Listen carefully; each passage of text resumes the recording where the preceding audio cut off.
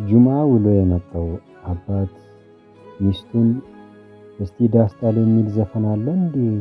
እስቲ ካለ እንስማው ክፈቺ ይላታል። ሚስቱም ቴሌቪዥኑ ላይ እስካሁን ዘፈን ተከፍቶ አያውቅም። ዛሬ እንዴት ዘፈን እንድከፍት ጠየቁኝ በማለት ትመልስላቸዋለች። የሆነ ጊዜ ወጣቶች ትምህርት ሲዘጋ ቤተሰብ አስፈቅደው ለመዝናናት ወደ ክፍለ ሀገር ይሄዳሉ።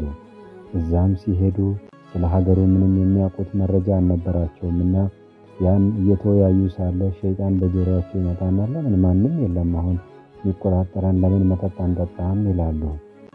ይህ በእንዲህ እንዳለ እነዚህ እየተወያዩ እያለ ከመስጂድ አዛን ይሰማሉ።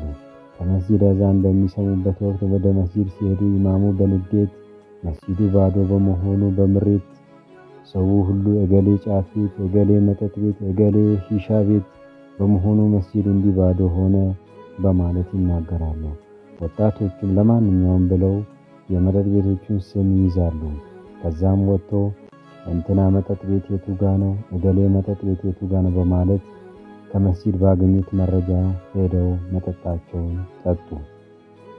ከዚህ መማር የምንችለው አንዳንድ ቦታዎች ዳዕዋ ብለን ስናረግ ሌሎች መዘዞች ይዞ የመምጣት እድል ስለሚኖር የምናረጋቸውን ዳዕዋዎች በሂክማና በጥበብ ብናደርግ የተሻለ ነው።